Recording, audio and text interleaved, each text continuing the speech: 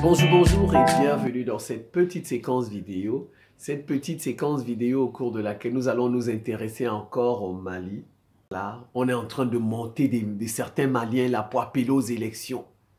Les élections, les élections, les élections, les élections. Parce que c'est la voie royale pour déstabiliser le Mali. Les élections, c'est la voie royale pour déstabiliser le pays. Parce qu'ils vont profiter de là-bas. Ils vont profiter de la situation pour inventer une formule juridique et intervenir militairement. Voilà. Vous voyez, c'est comme ça. Quand il n'y a pas d'élection, vous voyez, le pays est calme. Il ne trouve pas, vous voyez, il n'y a pas de motif. Il n'y a pas quelque chose qui peut, vous voyez, donc c'est pourquoi ils font tout pour appeler aux élections. Élections, élections, élections, élections. Comme ça, vous voyez, le pays, ça va déstabiliser le pays est divisé, le pays est... Tchou! Comme eux, ils ont les capacités militaires, ah ben, on va en profiter. On les connaît déjà, les Occidentaux. Nous les connaissons très bien. Les élections, c'est la voie royale pour déstabiliser le Mali. C'est la voie royale pour déstabiliser le Burkina. C'est la voie royale pour déstabiliser le Niger. En un mot, c'est la voie royale pour déstabiliser les pays de l'AES. C'est tout. Dès qu'on va faire des élections là-bas, vous allez voir, la déstabilisation va commencer. La déstabilisation va... Ils sont passés de Mahmoud Dicko aux journalistes et aux magistrats. Il y a un magistrat au Mali là-bas, c'est un ex-magistrat. On l'a révoqué. C'est même bien. C'est très bien et on l'a révoqué. Et je dis, il s'appelle, je vais vous donner son nom, il s'appelle Cher Mohamed Chérif Koné. Cher Mohamed Chérif Koné. Maintenant, c'est un ex-magistrat. Il a une plateforme là. Il appelle aux élections. Je me demande même ceux qui les écoutent. Ils ont aussi des journalistes hein, dans Mali Web, tout ça. Ben, heureusement que c'est Mali Web. Mais pourquoi? C'est passé sur RFI. C'est passé sur Jeune Afrique. C'est RFI Jeune Afrique. Moi, je dis seulement, moi, je commente l'actualité. Pourquoi dans leurs médias, là, ils font pas aussi passer les journaux qui soutiennent Assimi Goïta? Ils peuvent aussi faire passer, mais ils font seulement passer les journaux sur Internet qui contestent Assimi Goïta. C'est comme ça qu'ils sont. C'est pas grave. Ils peuvent faire passer ces journaux-là dans leurs médias. C'est pas grave. Nous, on écoute ça. Nous, on fait notre vidéo, on leur répond. S'ils ne font pas passer les journaux qui soutiennent Assimi Goïta, nous, on fait notre vidéo et nous, on leur répond. Il n'y a pas de problème. N'est-ce pas? C'est ça la démocratie. Chacun fait pour lui et il répond. Voilà, c'est comme ça. Voilà, c'est comme ça. Si, vous voyez, ils ont utilisé Mahmoud Dicko. Élection, élection, élection, élection, élection. Le Mahmoud Dicko s'est lui-même décrédibilisé. Aujourd'hui, presque les Maliens ne l'apprécient plus. Il s'est décrédibilisé. Voilà. Maintenant, qu'est-ce qu'ils font? Ils utilisent des magistrats. Vous savez, parce que les magistrats, c'est des juristes, ils connaissent le droit, ils parlent bien français, ils vont expliquer les choses. Vous savez, les Occidentaux, ils sont très forts, ils sont futés, très futés. Parce que, regardez, je ne vous mens pas, hein, je ne vous mens pas. Allez écouter ce qu'ils ont dit sur RFI, sur Jeune Afrique. Allez écouter ce magistrat. Quand vous allez l'écouter, si vous n'êtes pas éveillé, vous n'êtes pas averti, vous allez lui donner raison. Il dit... Regardez, je vais reprendre quelques expressions. Il dit, bon, la sécurité est revenue dans tout le Mali. Donc, il n'y a plus de raison qu'on n'organise pas des élections. Vous voyez, quand on vous dit ça, quand on vous dit ça, il dit, ben, il a raison, n'est-ce pas? La sécurité est revenue. Donc, il n'y a pas de raison qu'on n'organise pas des élections. Ils vous disent que il faut revenir à la normalité constitutionnelle, le retour à la Constitution. La Constitution doit diriger notre pays et non un homme. Il vaut mieux que ce soit des lois qui dirigent le pays et non un homme. Et comme ça, aucun homme n'est au-dessus de la loi. C'est la loi qui dirige, vous voyez, l'état de droit. Ça, c'est très beau. Ils vous disent par exemple que sinon, si le Mali ne fait pas ça, le Mali va continuer dans des difficultés. L'image du Mali sera sale à l'étranger. Le Mali aura une mauvaise image à l'étranger. Le Mali... les investisseurs ne viendront pas investir. Voilà, vous voyez, les investisseurs ne viendront pas investir parce que, bon, il n'y a pas de garantie, il n'y a pas de sécurité. N'est-ce pas? Il n'y a pas de sécurité. Et puis, ils disent que ceux qui sont là n'ont pas de mandat du peuple. Ouais, quand on vous dit ça, Ah ben moi je ne l'ai pas élu, hein. Moi je ne l'ai pas élu. Donc ça. Ouais, et puis on dit, ils disent que le Mali n'est plus un pays attractif. Si ils continuent à se maintenir au pouvoir, le Mali ne sera pas un pays attractif. Attractif pour qui? Pour qui? Voilà, c'est ça la question. Attractif pour qui? Les Iraniens vous ont dit qu'ils viendront pas au Mali? Les Iraniens ne vous ont pas dit ça. Les Russes ne vous ont dit qu'ils ne viendront pas investir au Mali. Mais attractif pour qui? Pour les Occidentaux. Vous voyez, tout ça, c'est pour que les Occidentaux reviennent au Mali. C'est tout. Quand ils vous disent n'a pas une bonne image. Bonne image pour qui? Bon, d'accord, le Mali n'a pas une bonne image. Ça n'a pas empêché les Russes de venir au Mali. Voilà au fond. Le Mali n'a pas une bonne image. Ça n'a pas empêché que tous les Africains soutiennent le Mali. Vrai ou faux? Donc, vous voyez, bonne image là, c'est pour qui? C'est pour les Occidentaux. C'est comme vous voyez, ils disent la communauté internationale. Quand on dit la communauté internationale, c'est la France, les États-Unis, le Royaume-Uni, c'est tout. Les trois pays là, c'est la communauté internationale. Alors qu'il y a plus de 200 États dans la planète. 200 États dans la planète. 3 États forment la communauté. Donc, le Mali n'a pas eu... Bon, d'accord. Ils disent qu'il n'y aura pas d'investisseurs. Mais même pendant les djihadistes, les matières premières, l'or sortait. Il y avait des gens les entreprises des Occidentaux qui sortaient l'or, les matières premières. Donc, même quand il y a la guerre, ils sortent. Maintenant qu'il n'y a plus la guerre, les investisseurs ne vont pas venir. Qu'ils me disent, non, mais sincèrement, ce magistrat-là, ces journalistes-là, ils ne me croisent pas sur un plateau de télévision. Je vous dis, ils ne feront plus ça. Ils ne feront plus ce qu'ils font là. Moi, je les invite. Cher Mohamed Chérif Koné, vous, l'ex-magistrat, si vous êtes sûr que ce que vous dites là, vous appelez aux élections, venez débattre avec moi. Cher Mohamed Chérif Koné, venez débattre avec moi sur l'utilité des élections au Mali. L'utilité des élections. Qu'est-ce que les élections vont apporter au Mali? Venez débattre avec. Ils ne vont pas s'en sortir.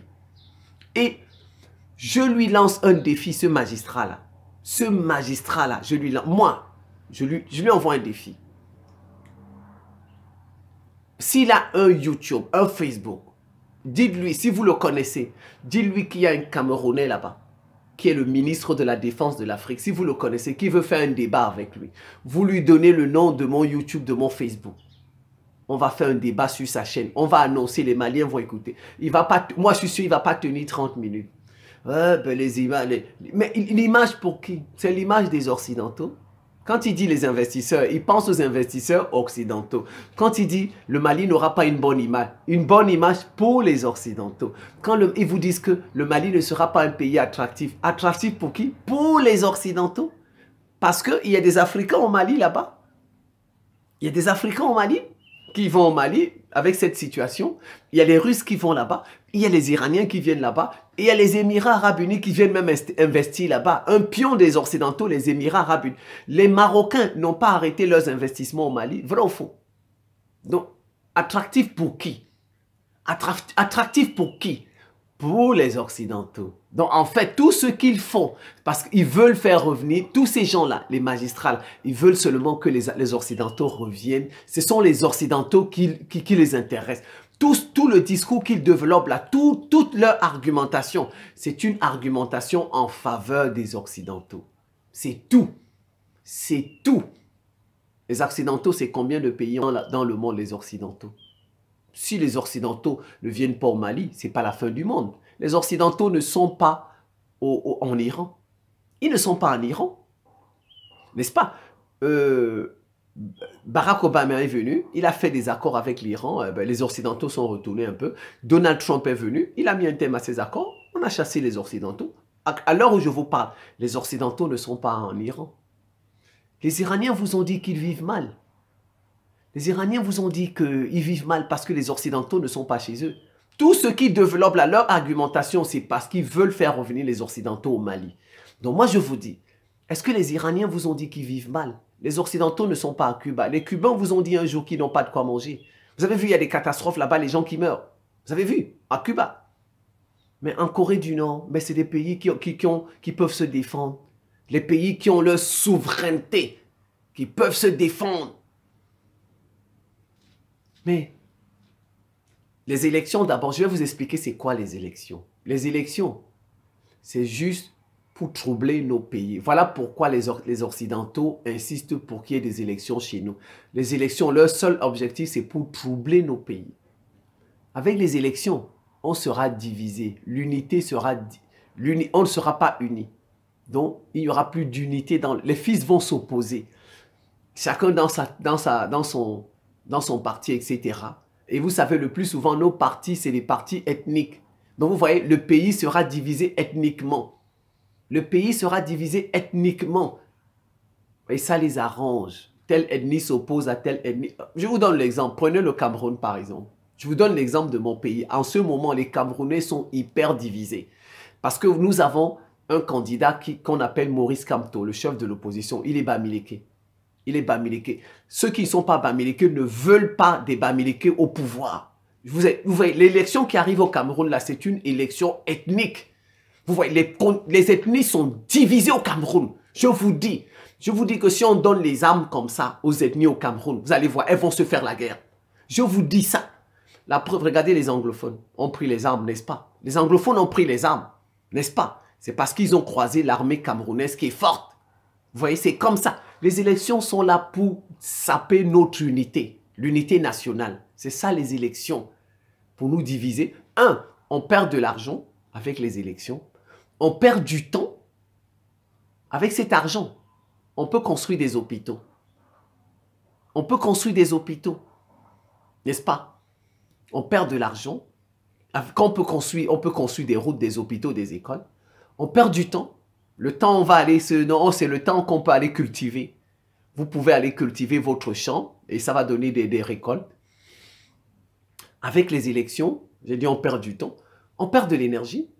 Puisque vous allez vous concentrer pour faire un programme, etc. Allez, cette énergie-là, vous pouvez la mettre ailleurs. Cette énergie-là, vous pouvez la mettre ailleurs à faire autre chose pour le pays, pour le bien du pays.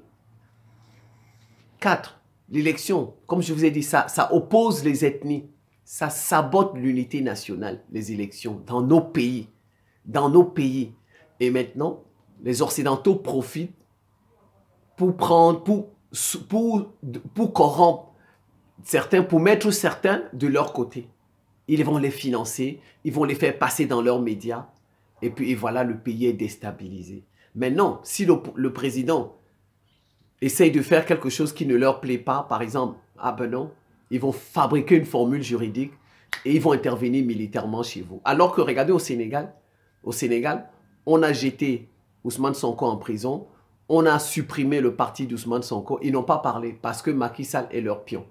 Mais si Assimi Goïta fait ça au Mali, ils vont lui dire, ah ben comme il n'a pas de mandat de la population, on va lui fabriquer une formule juridique, comme il n'a pas de mandat, n'est-ce pas? Et on va intervenir militairement. Voilà le rôle des élections. Les élections ne nous font pas avancer. Je dis à ce magistrat-là, ex-magistrat, ça fait 30 ans que les Maliens font des élections. Ça fait 30 ans aujourd'hui, plus de 30 ans. On est à 34 ans, on va dire 32 ans. Ça fait 30 ans. Ça fait avancer le Mali en quoi? En quoi les élections ont-ils fait avancer le Mali? Il ne peut pas répondre à cette question. D'accord, si on n'avait jamais organisé des élections au Mali, je serais d'accord avec lui. Je dis que on veut aussi avoir cette expérience. Mais jusqu'ici, on a passé tout notre temps à organiser des élections au Mali. Ça n'a pas apporté... C'est des élections qui sont allées récupérer Kidal. Non, c'est les coopérations avec la Russie, la guerre, les armes que Assimi Goïta a fait pour aller récupérer Kidal. Aujourd'hui, ce magistrat peut se balader dans tout le Mali en sécurité. Il devrait même avoir honte, ce magistrat. Il y a de cela encore 10 ans, il ne pouvait pas se balader dans tout le Mali. Il ne pouvait pas. Même à Bamako, il tremblait. C'est sûr même qu'il n'était pas à Bamako, qu'il était à Paris pour se cacher. Ou bien il était à Washington pour se cacher. Ou bien à Bruxelles pour se cacher, c'est sûr. Il y a de cela encore 8 à 10 ans. Les terroristes, les fabriqués étaient à la porte de Bamako. À la porte. 20% du territoire. Il restait 20% du territoire. Aujourd'hui, il peut se balader dans tout le pays.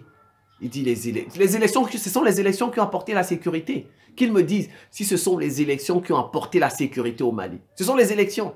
Ce sont les efforts de certains hommes, de certains Maliens. On en a tué. On a tué combien?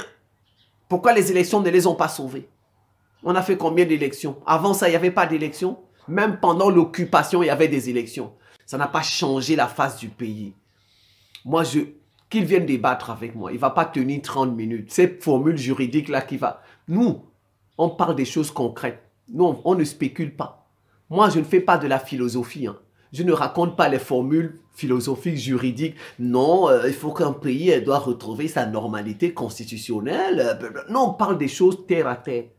Terre à terre. Les choses... J'ai les pieds sur terre. J'ai les pieds sur terre. Il va parler de normalité constitutionnelle. Moi, je vais lui dire si l'élection a permis qu'on récupère Kidal. L'élection a permis qu'on récupère Kidal. Je ne sais même pas qui écoute des gens comme ça parfois. S'il y a des Maliens qui les écoutent vraiment, ces Maliens-là ne réfléchissent. Moi, je ne sais pas, je ne sais pas. Vraiment, si vous êtes Malien et vous écoutez des gens comme ça, franchement, c'est que vous ne réfléchissez pas. Franchement, c'est que j'espère que les Maliens n'écoutent pas des gens comme ça. J'espère. Moi, j'ai dit, au Mali, au plus, on peut faire des élections municipales. Voilà ce qu'on peut faire. Au plus, les maires là, voilà ce qu'on peut faire. Députés, présidents, on ne fait pas ça. Les députés là, les députés, à la limite, on peut faire des tirages au sort. Les députés, on peut faire un tirage au sort. On n'est pas obligé de faire Les élections, c'est pour diviser les pays. Qui a dit, c'est écrit où Dieu est descendu sur terre, il a dit, vous devez faire des élections. Dieu n'a pas dit ça. Dieu n'a pas dit de faire des élections. On n'est pas obligé de copier le modèle occidental. Ils imposent ça à tout le monde, Si tu ne fais pas, tu as des problèmes. Ça, c'est quel genre de pays? La Chine ne fait pas d'élections. Pourquoi ils ne bombardent pas la Chine? Pourquoi ne bombardent-ils pas la Chine? En Corée du Nord, pourquoi ils ne bombardent pas la Corée du Nord? Parce que ces gens-là ont des capacités militaires. Ils vont leur répondre. Donc, vous voyez, ils font seulement ça avec des petits pays qui n'ont pas de capacités. Et ils font tout pour empêcher que les pays aient des capacités. Pour les députés maliens, Assimi Goïta, vous pouvez faire des tirages au sort. Des tirages au sort, c'est tout. Des tirages au sort. Pas de campagne. Il n'y a pas de campagne. Parce que dans la campagne, on perd du temps. Je vais bien préciser cette pensée-là. Je dis, on peut faire des élections municipales. Les partis que nous aurons dans nos pays, et je vais d'ailleurs le généraliser à l'Afrique. On n'a plus besoin d'avoir le modèle occidental, faire comme les Occidentaux. On n'est pas obligé. Rien ne nous oblige à faire comme les Occidentaux. Nous ne sommes pas occidentaux, mais nous ne sommes pas occidentaux. On n'est pas obligé de faire, en matière d'élection, on n'est pas obligé de faire comme eux. Et ils doivent nous coller la paix. Chaque pays doit réfléchir, doit penser ses institutions et comment ces institutions doivent fonctionner. Je suis d'accord. Les institutions en Grande-Bretagne ne fonctionnent pas comme en France. On est d'accord. La manière de faire les élections aux États-Unis, on ne fait pas la même chose en Allemagne. On est d'accord, alors que ce sont des fédérations. Donc, ils nous collent la paix et ils nous laissent penser nos institutions. Voilà, je dis, les élections municipales. Les élections municipales, on peut faire des élections. On peut faire des élections là-bas. On peut faire des élections. On élit des maires, c'est tout. Mais non. Et on les oublie. Les partis là, on les oublie. Ils ne jouent aucun rôle dans l'élection des députés. Moi, j'ai dit, pour le président, en ce qui concerne le président du Mali, il faut d'abord que le Mali ait la bombe atomique. Maintenant, je vais réfléchir pour les présidents, comment il faut nommer les présidents en Afrique. Je vais faire une vidéo sur ça, spéciale. Je vais cogiter sur ça et je pense que je vais trouver la solution. Dieu va m'inspirer, je vais trouver la solution. Maintenant, les députés, il faut faire un tirage au sort. Il faut faire un tirage au sort, c'est tout. Alors, on regarde le nombre de provinces qu'on a dans le pays, le nombre de régions. On met des critères. L'âge minimum, c'est 30 ans. L'âge minimum, c'est 30 ans. Voilà, 30 ans, l'âge minimum. Maintenant, par exemple, le président de l'Assemblée, on n'a pas besoin du Sénat au Mali, on n'a pas besoin. Le président de l'Assemblée, là, son âge, c'est 60 ans minimum. Donc, on ne peut pas être président du Mali, président de l'Assemblée nationale si on n'a pas, minimum, c'est 60 ans. Donc, parmi les gens qui auront été tirés au sort, on prend ceux qui ont 60 ans, on les regarde, on prend leur nom et on tire au sort pour trouver celui qui sera le président de l'Assemblée. Le deuxième sera le vice-président, etc., etc. C'est comme ça. Donc, tous ceux qui ont 60 ans et plus seront pourraient diriger l'Assemblée nationale. Ce sont eux qu'on va mettre dans des commissions, etc. etc. Donc ceux qui ont peut-être, ou bien on peut descendre jusqu'à 50 ans si on veut. 50 ans et plus. Voilà. Maintenant, comment ça va se passer le choix des députés? Il faut mettre des conditions. Comme j'ai dit, 30 ans, l'âge minimum. Et il n'y a pas d'élection. On dit, il faut qu'ils cherchent des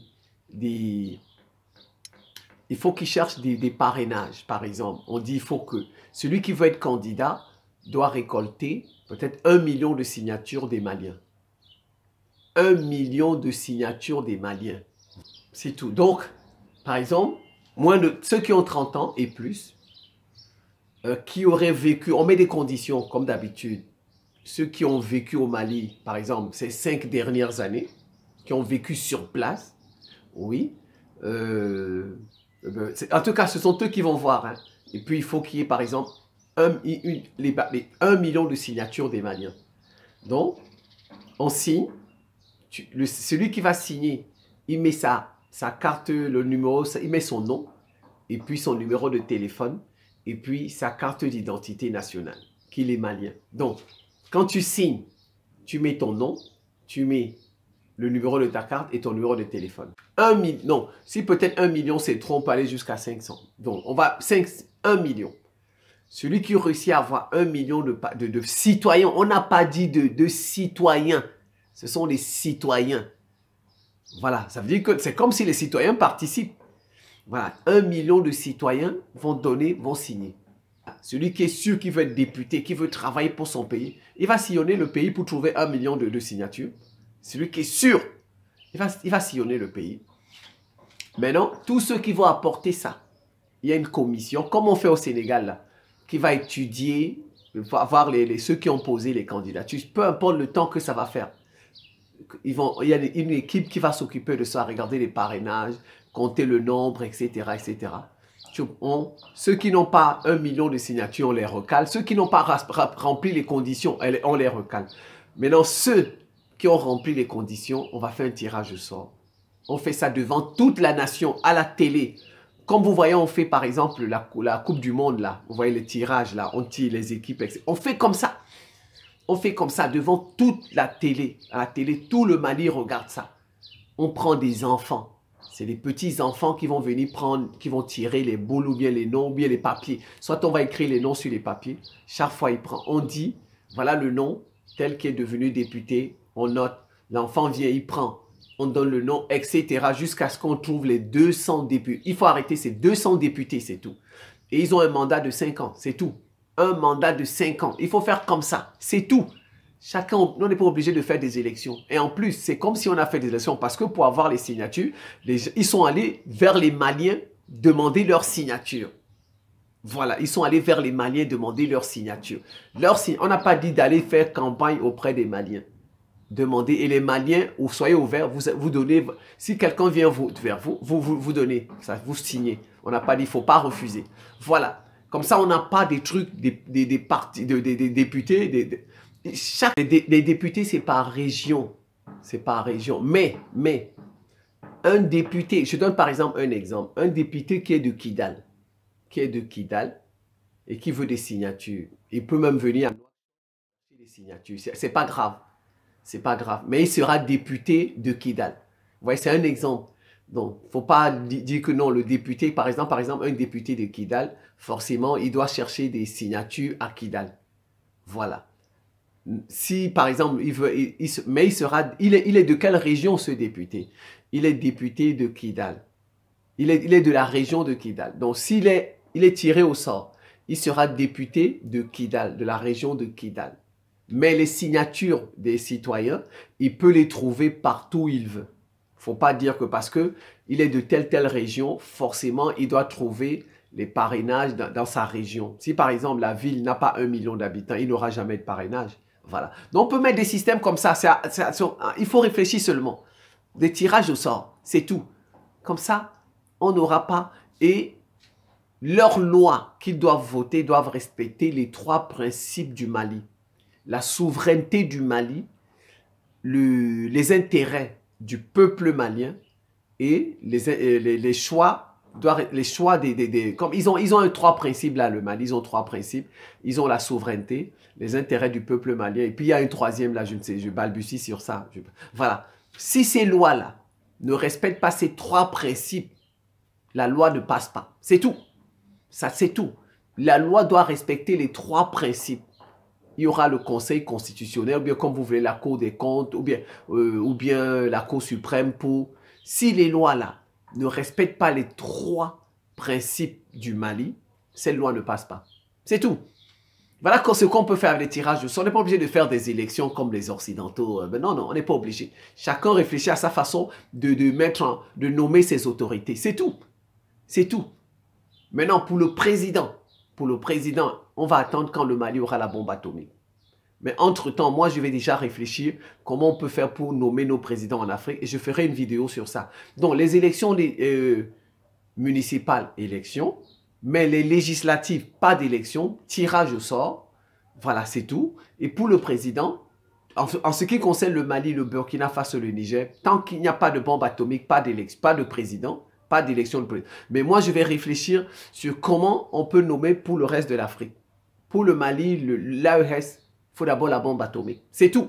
On dit, ceux qui veulent se présenter comme députés, il n'y a pas de parti.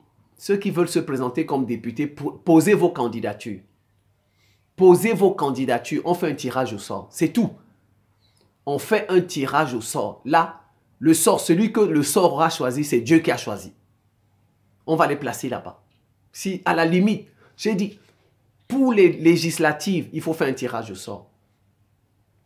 Pour les élections communales, les maires, on peut faire des élections. Mais pour les législatives, on fait un tirage au sort. Un tirage au sort parce qu'il faut des... Mais l'élection présidentielle, pas d'élection présidentielle tant qu'on n'a pas la bombe atomique. Tant qu'on n'a pas la bombe atomique au Mali, il ne faut pas faire d'élection présidentielle. Les Occidentaux veulent utiliser les élections pour déstabiliser le Mali. Ils veulent profiter de cette instabilité, de cette opposition entre les partis, en réalité qu'il y a une opposition entre ethnies, pour fabriquer une formule juridique et venir, comme vous voyez, ils ont fait avec Touadéra. Ils ont dit à Touadéra, vous voyez, c'est parce que Touadéra veut avoir un troisième mandat. Il a dû se calmer.